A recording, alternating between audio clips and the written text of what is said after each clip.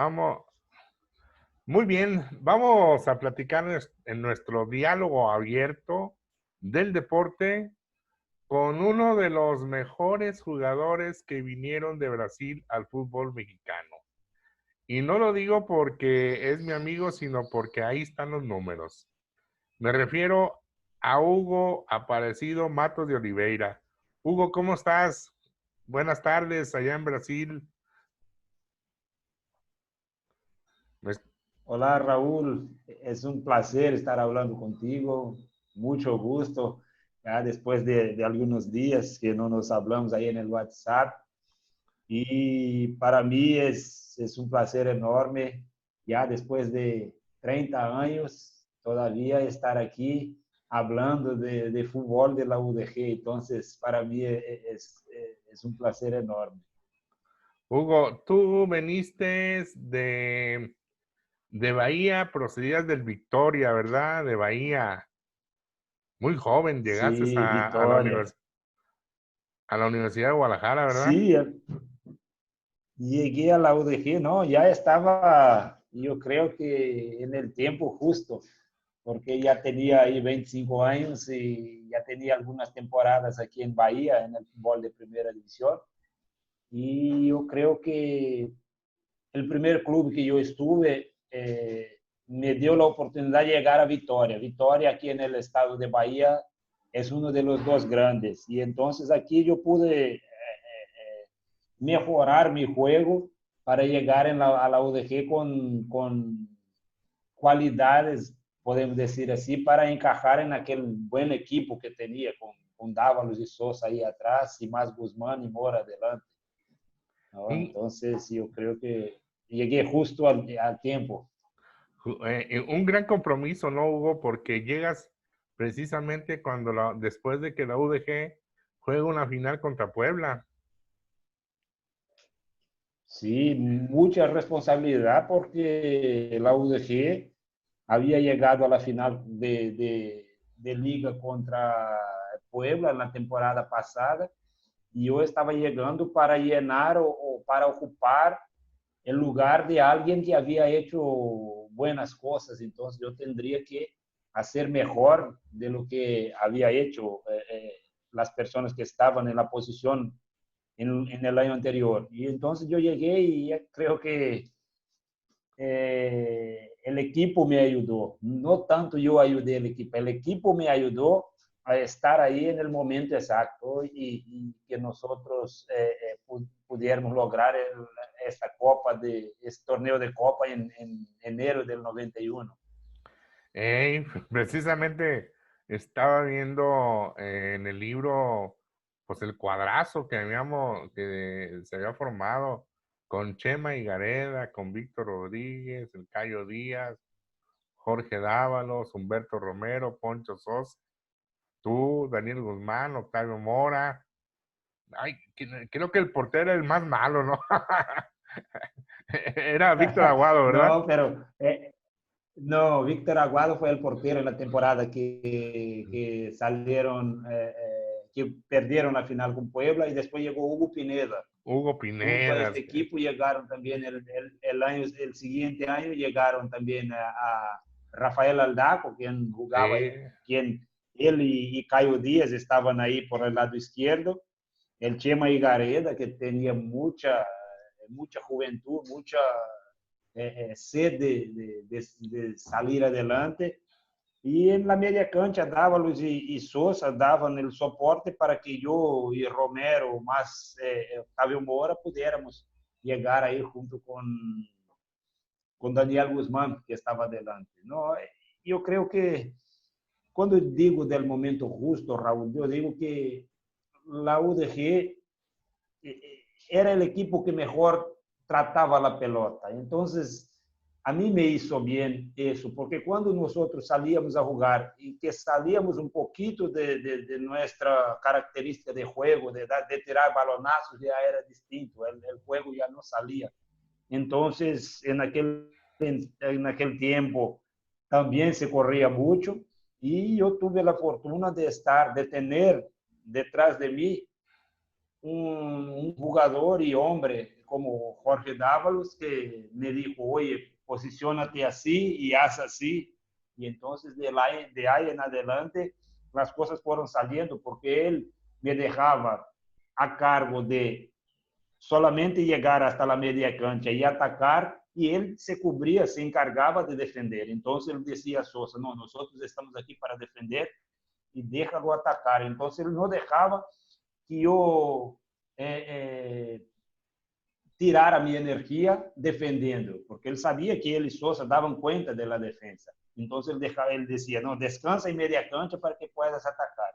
Y esto fue bien hecho, y por eso yo tuve la bendición de Dios de hacer algunos goles importantes, de meter goles en las 2 temporadas antes de lastimarme. Y fue una cosa, y yo tengo esto muy, muy fresco en mi mente. Hugo, una de las características fundamentales de ese equipo es que con la salvedad de Rafael Gutiérrez Aldaco, del Chato Pineda, Miltiño y tú, eran de fuera. Todos los demás. ¿Y quién? David Cortés. David Cortés, sí, El sí, sí. El defensa. Con la salvedad de ustedes, 4, todos los demás eran jugadores de las fuerzas básicas de la Universidad de Guadalajara. Contamos. Así es. Y no mencionamos ahí Chava Reyes, no mencionamos ahí Leopoldo Castañeda, el Visil, importantísimo para el torneo de Copa, el goleador. No mencionamos ahí al Alfoncito Peña, no mencionamos ahí a Juan Carlos Ortega. Entonces, estos, porque teníamos que contar con jóvenes en el partido, si no me falla la mente, la memoria, 2 o 3 novatos tendrían que jugar. Y entonces jugaba el Misil y el Ortega, el Misil, Leopoldo Castañeda, el Misil, Chava Reyes. Entonces nosotros, y esto, Raúl, yo creo que es un problema actual de muchos equipos. Al menos yo estoy aquí en Brasil, trabajo como comentarista aquí en una emisora de radio. Y nosotros tenemos un problema que pocos equipos están formando jugadores. Pocos equipos están formando jugadores. Los equipos que se han dedicado a formar jugadores están ganando dinero. Mira, fíjate y que... Entonces la UDG tenía eso. Entonces aprovechó los jugadores que tenía en su cantera, no gastaba para contratar y los jugadores le daban... le devolvía en la cancha productividad. Y entonces yo creo que es esto, el costo-beneficio de formar un jugador es muy grande para un equipo. Entonces yo no entiendo por qué los directivos actuales piensan que las fuerzas básicas son un gasto. Yo no veo así, no lo veo así. Fíjate, Hugo, que el otro día platicaba precisamente con Jorge Dávalos sobre la integración de ese equipo. Si ese equipo se hubiera mantenido 2 o 3 años más, estuviéramos hablando de un campeonísimo. ¿Qué opinas? Seguramente, Raúl. Yo me acuerdo bien de los momentos, así que ya para el final del torneo, ya decía, no, Hugo, que tal equipo te quiere comprar, que tal equipo te quiere comprar.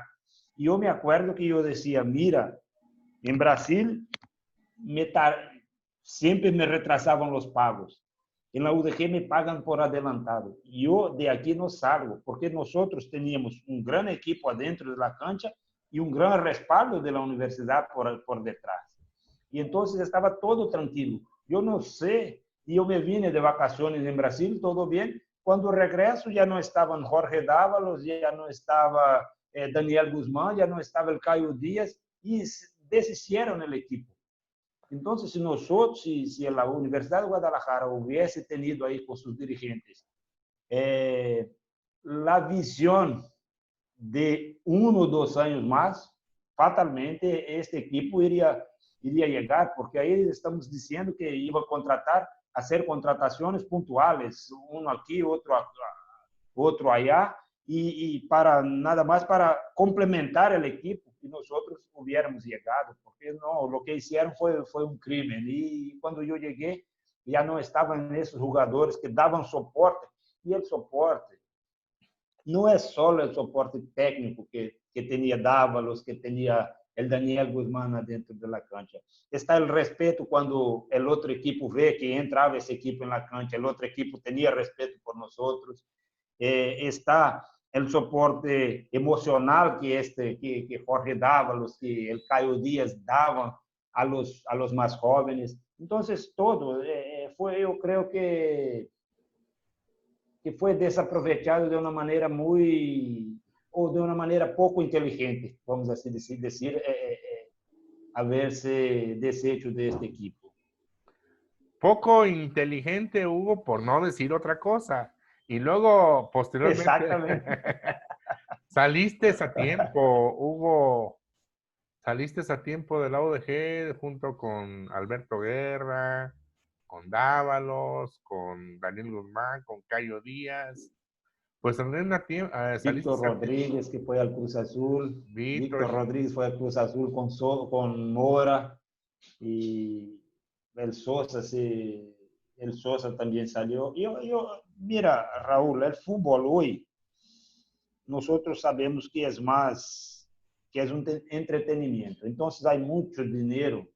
El fútbol genera mucho dinero. Pero creo yo que en, la, en aquella oportunidad no era el dinero que iba a ser de la UDG, no era el dinero lo más importante para la UDG. Nosotros estamos hablando de una institución fuerte y que si el equipo se mantiene, el nombre se iba también expandir. Yo creo que eso, que todo el esfuerzo que se hizo desde cuando formaron la UDG iba a terminar con un campeonato de liga, con un campeonísimo, como tú lo dijiste. Entonces, cuando terminan con este equipo, yo creo que terminan de una manera prematura, porque no era el dinero. Sabemos que el dinero es que mueve el fútbol hoy, pero no era el dinero en aquel entonces. Entonces, y fue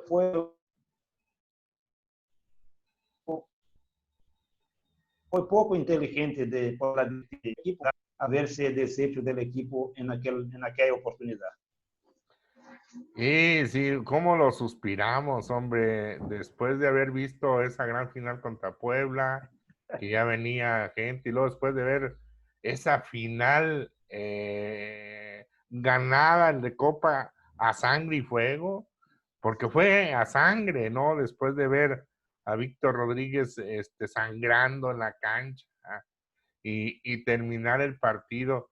Híjole, qué emoción me da todavía recordar todo aquello y a la vez una gran nostalgia y coraje, ¿no? Porque sabías que ese trofeo no está en las vitrinas de UDG, el de Copa, nunca llegó, ¿Por qué? ¿Por qué? ¿Por qué? pues porque alguien se lo Entonces, robó. si yo voy hoy a la UDG, si yo voy hoy a la UDG para visitar, no veo el trofeo ahí. No está el trofeo ahí. Y, ¿cómo ves? Son de las cosas ¿cómo pudiera decir la Raúl. palabra exacta? Y lo he buscado, ¿eh? Me he metido a las casas de los sospechosos y no aparece el trofeo. Nunca llegó el trofeo. Pues, ¿y quién lo No, no puede haber llevado? Hay que pedir una copia a la federación, hay que hacerle una copia ahí para saber de eso. Oye, Raúl, pero yo cuando tú ahí hablaste de la final fue un juego así muy emocionante porque nosotros teníamos el Jalisco lleno en la final, que ganamos 1-0, gol de Víctor Rodríguez, y después en el Azteca fue muy difícil. Yo creo que aquel accidente de Víctor Rodríguez con Tena, cuando Víctor Rodríguez regresa a la cancha, ahí con su parche en la cabeza, y seguía cabeceando los balones que venían al área, seguía cabeceando. Oye, eso es lo que yo decía al principio, de la importancia de esos jugadores como Víctor Rodríguez, como Dávalos adentro de la cancha. Cuando yo veía que Víctor hacía aquello, yo decía, pues yo no puedo dejar de correr, entonces yo tendría que correr más y más. Y entonces esto es lo que hace uno estando en la cancha con gente de jerarquía como eran estos. Y nosotros cuando entramos en la cancha, seguro que los otros equipos nos miraban, y ahí hasta cuando los árbitros querían hacer una discusión o algo, que Dávalos se acercaba, el árbitro lo respetaba. Víctor Rodríguez, el árbitro lo respetaba. Entonces fue muy prematuro haber deshecho este equipo, muy prematuro, y bueno, yo digo aquí en Brasil siempre que yo tuve la suerte de caer en el equipo en donde les gustaba jugar al fútbol. Y a mí me hizo bien esto. Y cuando los primeros partidos fueron muy difíciles porque yo no agarraba el ritmo hasta que fui ahí, Dávalos me ubicando, Guerra hablando de un otro lado. Y entonces yo pude acoplarme al equipo. Y un equipo que pues daba gusto jugar, ¿no? Romero del otro lado para hacer los cambios de frente con el Chema. No, era un equipo, yo veo que era un equipo muy completo. Tal vez nos hubiese faltado, como si fuera hoy, tener algunas piezas para cambiar la manera de jugar, para de repente hacer una sorpresa al equipo rival. Nosotros teníamos Daniel, que se movía mucho en el área. De repente, si nosotros tuviéramos ahí un delantero de área, un delantero fijo, de repente nosotros íbamos llevar más problemas al otro equipo, ¿me entiende? Entonces, yo creo que si nos hubiese dejado otro año más, este año sería para hacer estas modificaciones para que nosotros pudiéramos llegar más lejos, más lejos. Híjole, Hugo, la verdad es que pues todo este tipo de pláticas con gente como ustedes se me hace un nudo en la garganta. Pero en Diálogos Abiertos tenemos una pregunta fundamental para ti. ¿Qué hubiera pasado en Brasil si a los directivos se les ocurre eliminar el descenso, por ejemplo? Mira, Raúl, una cosa pregunta inteligente para una plática inteligente. Mira, Brasil tiene casi los mismos problemas que México. Nosotros somos países con una identidad muy grande, pues tenemos problemas sociales, tenemos una división de riqueza muy diferente, muy difícil, mucha riqueza concentrada en manos de pocos. Pero Brasil, en la parte del fútbol, ha crecido mucho en los últimos años. Primero, que aquí el fútbol ha caminado también para el lado político, o sea, las leyes tienen también que proteger al fútbol. Y hoy nosotros tenemos aquí en Brasil una ley que se llama Estatuto del Torcedor o el Estatuto del Aficionado. Entonces, el gobierno no puede, o la Confederación Brasileña no puede llegar y decir, oye, mañana no va a haber descenso, oye, que mañana no va a haber torneo. No, hay una ley, ellos tienen que respetar eso. Para cambiar, nosotros hoy tenemos una forma de disputa que se juegan 36 fechas y al final, como es en Europa, como es en España, quien hace más puntos es el campeón. Si hoy o mañana quisieran cambiar, no lo pueden, tienen que ir a hacer una junta, hacer una solicitación al gobierno para que se pueda cambiar, no al siguiente año, pero de aquí a 2 años. Entonces las leyes caminan juntas. Y ahí muy, pero quiero decir que la Confederación Brasileña es una empresa privada, o sea, ella hace como se le da la gana, desde que cumpla lo que está escrito, desde que cumpla la ley. Entonces, no pueden hacer como hizo la Federación Mexicana, oye, no va a haber descenso. Oye, ¿cómo no va a haber descenso? ¿Y qué hacemos de fútbol? ¿Cómo crecer el fútbol? El objetivo de la Confederación o de la Federación Mexicana es hacer, desarrollar el fútbol. Y cuando tú dices, oye, no va a haber descenso, es un retroceso. Tú estás yendo para atrás. ¿Cómo va a surgir nuevos valores? La competencia, ¿dónde va a haber? Porque tiene que haber. Y los aficionados de la UDG, que no va a haber, no va a haber ascenso ni descenso. Ustedes van a jugar ahí 5 años la segunda división. ¿Cuál es la motivación para el aficionado? Ir a aquel aficionado que quiere la competencia, ir al estadio y apoyar su equipo. O sea, va a ser nada más de ir a divertirse, porque no tiene otra cosa que hacer, ir a la cancha a divertirse, no, ¿y qué va a pasar? Entonces, estas cosas, Raúl, no caben en el fútbol. En el mundo de hoy ya no caben los déspotas, ya no caben la dictadura, ya no cabe. Ahora todo tiene que ser abierto, todo tiene que ser abierto y de una manera, nosotros estamos en países democráticos, tanto México cuanto Brasil, entonces tiene que ser la voluntad de la mayoría, ninguno puede decir, llegar y decir es así, no, y la voluntad de la mayoría. Entonces eso no es democrático, así de sencillo. Entonces yo creo que México se tiró para atrás. ¿Cómo surgir nuevos valores si no hay competencia? Voy a poner cualquiera ahí para jugar. Mi equipo no sube, mi equipo no baja, yo pongo a cualquiera para jugar. Bien Sí, nivel. sin ascenso no hay desarrollo. Ese fue el hashtag. Exactamente. Oye, Hugo, Exactamente. Sí. y a la distancia, ¿cómo observas el fútbol mexicano con relación al brasileño? ¿Todavía estamos años luz para llegar a un nivel No, años competitivo? luz, no. México ya tiene un nivel competitivo, hay a vista que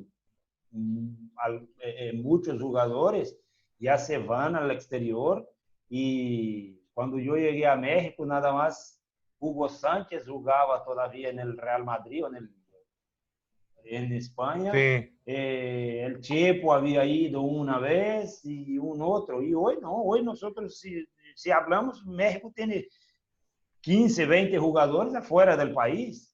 Entonces, son estos jugadores que traen a México una otra experiencia, una otra manera de jugar, una otra vivencia de no tener miedo, porque cuando tú no tienes las experiencias, fallas por falta de conocimiento. Y ahora México tiene conocimiento.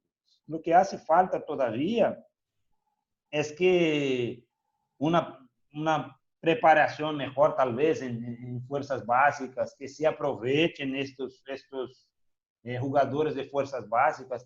No veo sentido.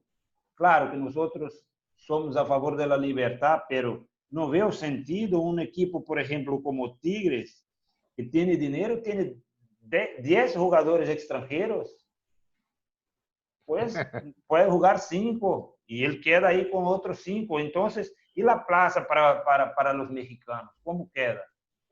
¿Y no, cuándo es que Tigres va a dar oportunidad a los jugadores de la cantera? Entonces, mientras haya dinero, el Real Madrid así lo hace, pero ahí hay dinero. El Barcelona ya hace al revés, prefiere tener sus jugadores hechos en su cantera. Y entonces, quita muchos puestos de trabajo, pero yo creo que México va por buen camino y me acuerdo muy bien que cuando estaba ahí, ya estaba jugando con Venados y me preguntaron una vez qué hacía falta en México y yo decía que hacía falta que los jugadores pudiesen salir para traer otro conocimiento, para traer experiencia Y entonces hoy los jugadores de México saben. Tenemos un jugador ahí, no me voy a acordar el nombre ahora, pero está ahí en el fútbol inglés haciendo goles. Raúl Entonces va a Jiménez. poder decir, oye, Raúl Jiménez haciendo muchos goles en la Premier League. Entonces, ¿qué pienso yo? Yo creo que México debería, si son cinco extranjeros, pues, ¿no? Y los extranjeros no llegan para estorbar, pero quando se traem buenos extranjeros, eles chegam para ajudar. Me acuerdo muito que eu platicava com os muchachos de la UDG que estavam subindo, com el Tona, com el Topoyo, com Léo Castanheda. Eu platicava muito com eles, oye, vamos a treinar, entrenem duro, que estos, se entrena duro, vai ter a oportunidade de jogar, e se juega aqui em México, se paga bom dinheiro, então, vocês vão a cobrar bem. Y entonces son estas cosas, no aquel que va a llegar para, como dicen, llegar para robar, no, aquel que va a llegar a dejar alguna cosa, yo creo que es importante. Bien, Hugo, pues este programa ya ves que tiene su límite de tiempo. Platícanos, ¿qué estás haciendo en la actualidad? ¿Estás de comentarista en la televisión, en el radio o en algún periódico? En el radio, no, yo trabajo con la asociación, yo soy directivo aquí de la asociación de exfutbolistas aquí en Bahía, y trabajo comentando partidos para una radio, aquí en Andayá FM, aquí en Salvador mismo, y por las mañanas yo estudio, ahí estoy estudiando para ver si no me toca volver a la cancha como entrenador, volver afuera como un directivo, alguna cosa por el estilo. Ay, caray, la verdad es que me dio muchísimo gusto tener la oportunidad de platicar con Hugo Aparecido, Matos de Oliveira. Todavía recuerdo cuando te fuiste de UDG, la verdad es que nos dio muchísima tristeza y sobre todo por la forma en que te trataron. No eran las formas ni a ti, ni a Nené, ni al mismo Joao Justino Amaral, que bueno, como este diálogo abierto pues es una forma positiva de ver las cosas, ya lo estamos haciendo. Ojalá ya te haya llegado mi libro, donde por ahí hablamos de la historia de los Leones Negros. Ya aprovechar para agradecerte por el libro que me enviaste, mi hijo me lo trajo el año pasado, lo leí. Felicitarte por tan bonito trabajo, porque es un trabajo de investigación, es un trabajo de estudio, es un trabajo de estadística. Felicitarlo, agradecerlo y agradecer, pues, a todos ahí en la UG, pues, en Guadalajara. Me pregunta, oye, Hugo, ¿y México? Yo digo, pues, es como si yo estuviera aquí en Bahía. La gente me trata tan bien en México y en Guadalajara me trató con tanto cariño que yo no tengo diferencia. Si yo estuviera viviendo en Guadalajara, estaría en mi casa igual. Entonces, Raúl, la UDG me dio la oportunidad. Claro que al final, al momento de salir, pues no fue la universidad que me maltrató, fueron los directivos que estaban presentes en aquel momento. Entonces, la UDG siempre me trató bien. Y entonces son cosas que suceden, pues, dinero es bueno, no compra salud. Gracias a Dios, Dios me ha dado salud para trabajar. Aquí sigo tranquilo y soy muy agradecido con la UDG. Y yo aquí en Vitória, el himno de Vitória, hay un trecho que dice, yo soy un hombre en la historia. Y entonces yo puedo decir que en la UDG yo soy un nombre en la historia. Y yo agradezco mucho la oportunidad que Dios me dio, los compañeros, conocer a Roberto da Silva, Nené, Belisario López, las personas que me dieron soporte. Y después tuve oportunidad de pasar en diferentes lugares de México, pero la UDG me dio la base de lo que es ser bien tratado, de lo que es el espíritu mexicano de acoger al extranjero en su seno y pues el cariño que me dieron es inolvidable y yo siempre lo tendré en el corazón, y la UDG pues es mi madre mexicana pues. Bueno, pues ahí le estaremos por aquí, nos ve de vez en cuando el Failo, Rafael Gutiérrez Aldaco, Un Chumá. saludo, después pásamelo su número, Raúl, porque oh, el Falo. El Falo era un jugador que no tenía gran técnica, pero qué corazón tenía este jugador. Y fue muy importante también porque el Falo me ubicaba, negrito, tu derecha, negrito, tu izquierda, dos pasitos derecha, dos pasitos izquierda. Y fuera de la cancha, pues un amigo, y hablar de amigos, tengo Juan Carlos Ortega hasta hoy como un gran amigo, una persona que nos hablamos de vez en cuando y pues que es como un hermano para mí. Y Raúl, me dicen aquí, pues, Hugo, tú podrías haber ido a Europa. No tengo nada de pensarlo, de hacer de otra manera. Si fuera hoy, haría de la misma manera, pues tengo un hijo mexicano. Y tanto cariño, Raúl, que yo volví a México hace algunos años y por donde pasaba la gente todavía me trataba con cariño. Entonces, eso es todo. Estar hablando contigo 30 años después no es para cualquiera. Muchas gracias. Ándale pues, Hugo, pues muchísimas gracias. A ver, estaremos en contacto en este diálogo abierto a través de mis redes sociales. Un abrazo, Hugo, con mucho cariño. Abrazo a ti, gracias por la oportunidad. Un abrazo a todos que te acompañan ahí en la radio. Y voy a tener oportunidad de volver a México en poco tiempo. Ahí nos vemos. Un abrazo, muito obrigado. Un abrazo. Gracias.